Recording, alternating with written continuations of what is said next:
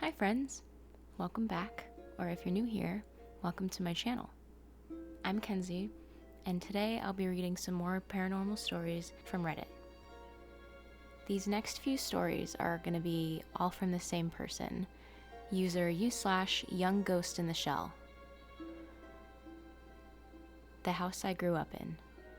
We moved to my childhood home when I was just 5 years old. It had old carpets and paint with an unfinished basement. I'm the oldest in my family and separated by my younger two brothers by 6 and 10 years of age. It was my parents' starter home, and so it had a lot of work needed. My dad made a deal with me that if I helped him finish the basement, then I can have a room down there, which would essentially make the entire thing mine, as I would be there alone. The first indication that I had that something was off actually happened while I was still helping finish the basement and sleeping upstairs in a room next to my parents' room. My dad snores. And when I say snores, he snores, and loud. His snoring sounds like a freight train running at full speed down the tracks. He later was diagnosed with sleep apnea and now has to wear a CPAP machine every night. I was sound asleep and abruptly woke to the shrill snore, honk, honk, snore. I remember thinking something along the lines of, crap, I forgot to shut the door again. I had made it a habit to never forget, or this exact scenario would happen. I got up and quietly shut my parents' door, shut my door, and promptly fell back asleep. Snore, honk, honk, snore, and I'm awake again. Sure enough, it's happening again. I remember at this point, I thought that maybe my parents got up to check on me and didn't shut the doors and fell back asleep. Ugh. So I go through the routine of shutting both doors again and fall back asleep. The problem is, this happens 6 more times during the night. The next day, I remember being very, very tired and upset. That's the hard part about telling your ghost experiences. You can't convey the sheer unease very well that you feel during the time. The feeling that you're being watched and that even talking about it will get their attention. A dream, perhaps? Sleepwalking? That's what I wrote it off as until the next incident.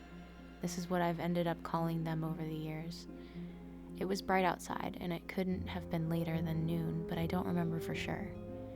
We had a garage with a standard door going from the house to the inside of the garage. The door was closed, and as I walked up to it, I put my hand out to open it, and when my hand got within about 1 inch from the handle, it suddenly spun sharply. I have vivid memories of it spinning because I was looking right at it as I did so, because I was about to open it myself. The door opens inward from the garage. My dad is a big man, at least 6'1" and 250 pounds. I was a scrawny runt of a kid at the time, so you can understand my concern that my dad is going to bash the door right into me. I remember that he went into the garage earlier to cut some sheetrock or some such, as he always did.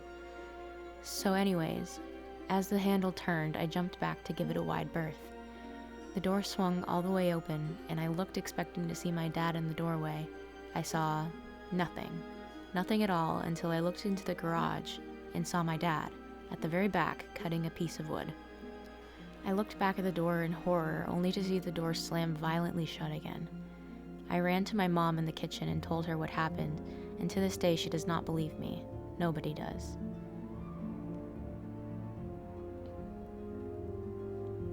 The next story from the same user is called The Basement I Grew Up In.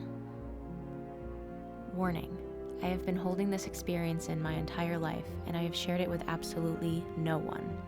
I have not been able to tell anybody, but I have to get it out. This one is not like the first part. This experience some will find disturbing, and it involves sensitive subjects. Reader discretion is advised. My dad, grandpa, and I had finally done it. We had finally finished the basement to my parents' starter home. It had taken a lot longer than expected. At this point, I was already a preteen and had just started junior high, 7th grade. I had made a deal with my father that if I helped finish the basement, I would get to have a room there by myself. The trouble began slowly this time. One night, as I was sleeping, I not only heard but felt the drip, drip, drip of water splashing onto my pillow. I awoke in the darkness. It was always pitch black down there with the lights off. And I remember thinking, oh great, now there's a leak in the ceiling. I felt around on my pillow and felt nothing, absolutely nothing. The pillow was completely dry. I got up and turned on the light and nothing was there. No leak, nothing. I thought this was odd and went back to sleep. This happened about 10 more nights, randomly. One night after awaking from the drip, drip, drip, I wake up and I'm just trying to go back to sleep. I've long given up on investigating this stupid phenomenon. When all of a sudden, all I can think to explain it as is a stampede roars in the upstairs. It sounded like a herd of elephants broke into the house, stampeded through, and busted out the other side. I didn't realize it at the time, but I later realized that nothing was shaking. It was all auditory. I rushed upstairs to find nothing. Nobody was upstairs. At this point, I am really freaked out. I have never had any auditory hallucinations before, and it seemed so real. My best friend in school, let's call him Vince, had heard all my stories. One day after school, our conversation went something like this. So you're so sure that your house is haunted, right? It's not funny, Vince. It's really screwed up that all this crap keeps happening to me. I mean, what is going on in there? Is this normal? I know what we can do to find out. I remember he had this stupid smile on his face in this wonderful idea. What's that? We can get a Ouija board and talk to them and see what they want. So that was that. We decided that after school we would go to Walmart and buy a Ouija board to find out exactly what they wanted. We had it all planned out. I even found some candles that I could light to make sure it worked or something. After school came, we set everything up and both of us put 2 fingers on the planchette. I ask, is there anyone in here that wants to talk to us? We invite you to come, talk to us, make yourself known. This is where things started to get weird. The planchette started moving quickly. Our fingers could barely keep up with it. It would slide so fast past our fingers all the way out of reach, and when it passed through both of our hands to where we weren't touching it anymore, it would stop. Things like that. I don't remember all the things that were said and asked that night. I remember that we found there were many, many ghosts living there. We spoke to at least 6 entities. Each one would tell us their name, when they were born, when they died, what they did for a living. One of the more memorable ones was a sailor in the 1800s. I forgot his name, but apparently he died on a boating accident in about 1815. After we got done speaking with them, I read in the rules that you were supposed to say goodbye. So we did so, and the planchette would zoom over the words goodbye at the bottom of the board. I remember the tip turning without our fingers moving at all, so it would be horizontal with the wording before zooming across it. It was unsettling. That first night ended up being the first of what totaled to 3 sessions we had with the board. About once a week, Vince would come over and we would repeat the experience. I was elated. Finally, someone believed me. They didn't think I was crazy. I wasn't alone in this anymore. But unfortunately, the 3rd session didn't go as well as the first 2. On the 3rd night, one of the entities, when we asked its name, for some reason gave us a bunch of nonsense like QR, ASS, EFF, EXQ. I ask why it won't give us its real name, and all it says is, ask me a question. What kind of question? Are you a good entity or a bad entity? I remember asking something like this back. I know the future, ask me a question. At this point, I'm getting freaked out, but Vince was really headstrong. He wanted to know the future, but first he wanted proof that it actually knew the future. He pulled out a quarter and turned out the lights. Now the only light emitted in the room came from the candles lit around the board. I'll never forget the creepy shadows bouncing off the letters. Now he asked it, okay, heads or tails? And he flipped the quarter into the air to have it land somewhere on the other side. The planchette swiveled immediately and went to the T and stayed there. Vince got up, turned on the light, and sure enough, the quarter had landed on tails. We were dumbstruck, but we had to investigate further. We flipped the quarter 15 more times in the dark, and it would either go to the H or the T, and dutifully stop there. It was right every single time. Now before I could stop, Vince asked, when am I going to die? The pointer rushed to the numbers 2 and then 1 and then stopped. I didn't want to seem like a wuss in front of my friend, but I wanted to leave, to stop this madness at this point. Vince then looked at me and said, do it. When am I gonna die? I asked. It landed on the numbers that happened to be my age 1 year from now. After that, we bid it goodbye, but I always felt like it wanted me to play with the board by myself. It was this feeling of being watched. Every night I knew it wanted me to open it. I refused. I refused to touch it ever again. I had it zipped up in a duffel bag. One night, while nobody was home, I was taking a shower, and when I got out of the shower, the duffel bag was open, and the board was on the floor set up and ready to go. That was the last straw. I hurriedly put the board back into the box.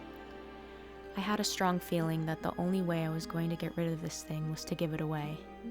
I somehow knew that if I didn't, it would keep showing up. I ended up giving the box away to one of the goth kids at my junior high.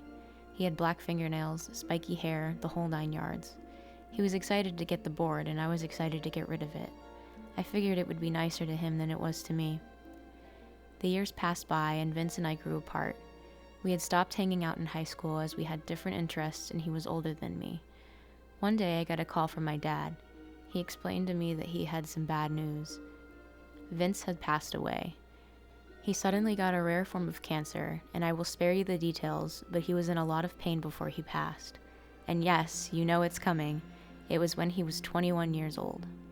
I remember going to his funeral and seeing him laying there in the coffin. I was supposed to feel sad, to feel bad, but all I felt was impending dread creeping into me. This dread has never left me. And this last story from the same person is called The Theme Park That I Worked At. School was finally coming to close for the year.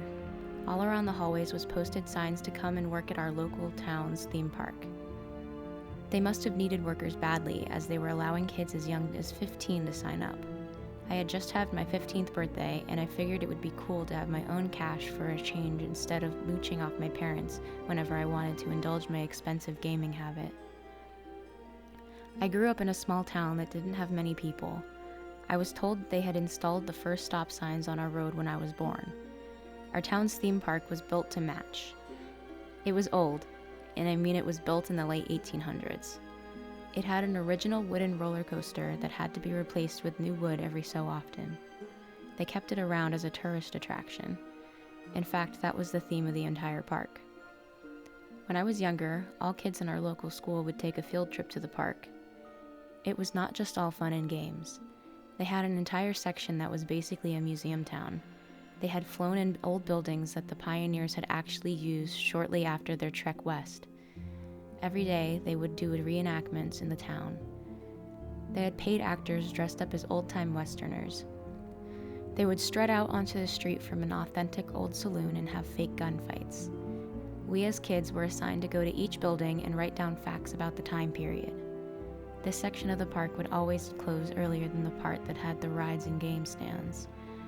For my friends and I, it was kind of a game to try to evade the security patrols at 7 p.m. when it was closing down. They would kick everybody out and search around to make sure nobody else lingered. I thought it was ridiculous. I figured that they must have done that because they didn't get as much money from the attraction at night and wanted to save money by shutting it down. The interview was a breeze. There was basically a line of teenagers holding blank resumes, as we all were told to bring one, but none of us had any real work experience. The line ended with a bored-looking 20-something-year-old who would ask us a few questions. As long as the kid didn't sound too crazy, they would rubber stamp us into a position that needed filling. "Can you hold a broom?" I remember being asked. "We also need someone who can mop. You don't mind working late, do you?" And so I was assigned the prestigious position of mopping and cleaning as a roaming position throughout the park. This meant that each day I would find out what section of the park I would be assigned to cleaning, and it would be anywhere. This week I had been assigned swing shifts, and I walked up through the employee entrance to get my assignment card in the lobby. It read 5 p.m. to close, section 4A. Ugh, I never knew where I was going or what the sections meant. I walked up to the giant map/statue thing and started scouring it.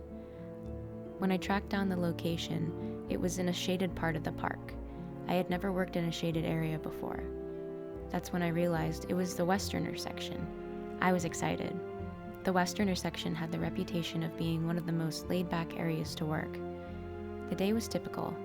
Pretend to sweep the already dusty roads when the boss was looking, and otherwise goof off. At 7 p.m., as security was rounding everybody up, my boss got a call on his walkie-talkie. I know you're new here, but I have to go help Sharon with the ice cream machine again in 4B. He then handed me some keys and pointed at one of the buildings. Go mop up in there, scrub everything down, and lock up. With that, he briskly walked away down the road.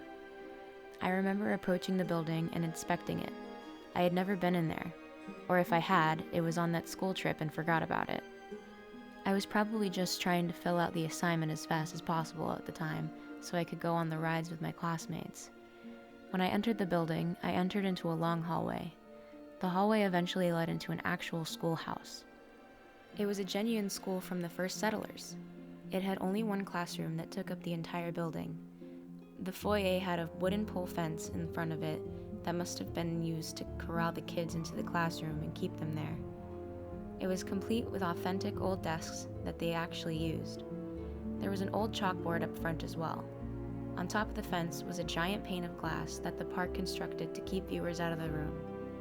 I thought this was semi-interesting and started cleaning. That's when I noticed that the air had suddenly dropped at least 10 to 20 degrees. I could actually see my breath. That's when I looked up and noticed that the glass was all fogged up in front of me. I then watched in horror as first a few at a time, and then hundreds of tiny handprints etched their way onto the glass from the other side. That was enough for me. I bolted out of the building as fast as I could. Why is this stuff starting up again? Since my childhood experiences, I had written everything off to being a dumb kid and remembering things wrong. I really didn't want to lose my job, so I gingerly locked the door to that damned building. I realized at that point that I was still clutching the mop with white knuckles. It was a good thing too, because there was no way I was going back in. Nothing much else happened at the park until one day I read on the card, 5 p.m. to close, section 4C. It felt like the pit of my stomach was being ripped out. Should I quit now? No, I must have been imagining things last time. Don't be a wimp, I told myself. This time I was assigned to clean an antique store. It was filled with knickknacks on various shelves that were similarly glassed off as the school was. One row of shelves had old tonics, elixirs, and various medicines. They were in the original bottles. As I cleaned, I finally got to one of the back shelves. The second I saw it, I knew this was not good. It was filled with those old-time dolls that used to be all the rage. They were all miniature girls sitting on the shelves. I'm just going to finish cleaning and get the hell out of here, I thought. That's when I noticed something peculiar about them. They were all facing away from me on the shelf. Why would you put up this horrific display and not have the dolls facing the onlookers? I had to finish up. It was getting late and my boss didn't like to be kept waiting. I mopped up that last section without incident. When I looked up, however, I jumped in surprise. All the dolls were now facing me, and the one furthest to the left had actually just finished swiveling her head, just before I booked it out of there.